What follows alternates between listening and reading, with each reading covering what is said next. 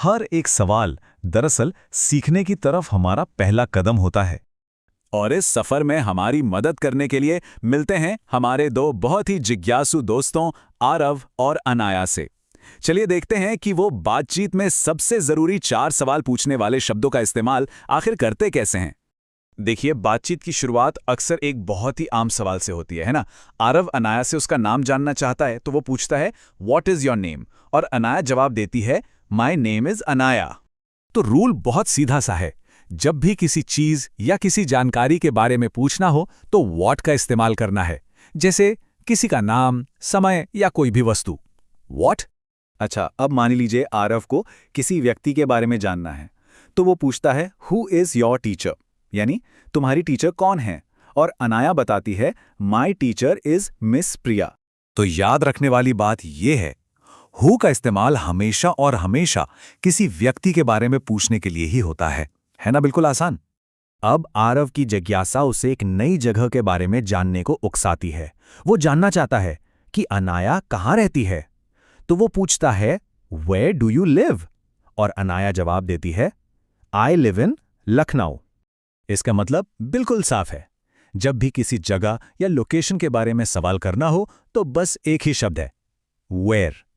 चलिए अब जरा समय की बात करते हैं।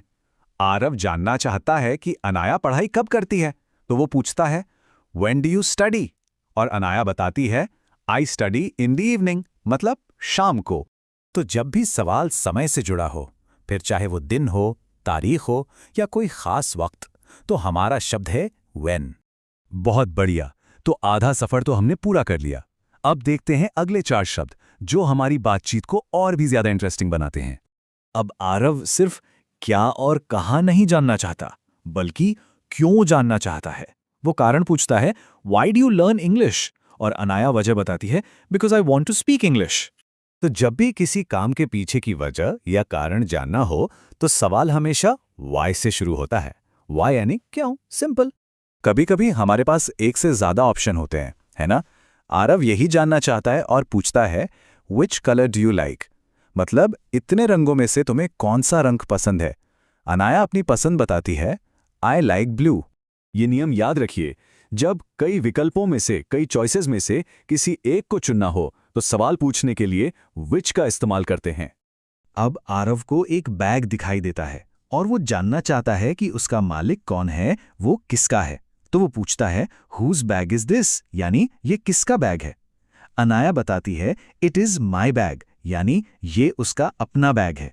तो किसी भी चीज के मालिक यानी ओनर का पता लगाने के लिए हमारा शब्द है हुज।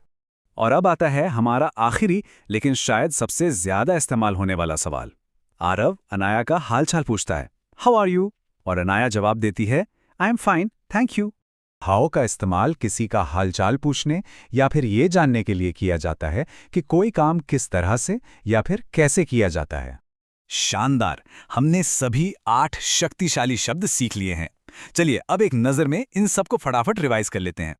चलिए इस चार्ट पर एक नज़र डालते हैं। देखिए, पहले 4 शब्द व्हाट, हु, वेयर और व्हेन, ये हमें बेसिक जानकारी देते हैं, क्या, कौन, कहां और कब। और फिर अगले 4 शब्द वाई, विच, हुज और हाउ, ये हमें थोड़ा और गहराई में ले जाते हैं। इनसे हमें वजह, चुनाव, मालिक और तरीका जानने में मदद मिलती है। प्रैक्टिस के लिए ये चार्ट एकदम परफेक्ट है। और जाते जाते आरव और अनाया एक बहुत जरूरी बात याद दिला रहे हैं। आरव का कहना है कि ये शब्द बिल्कुल भी मुश्किल नहीं है, और अनाया कहती है कि रोजाना अभ्यास से ही इनमें महारत हासिल की जा सकती है। तो अब सवाल यह है, इन नए शब्दों के साथ आज कौन सा नया सवाल पूछा जा सकता है?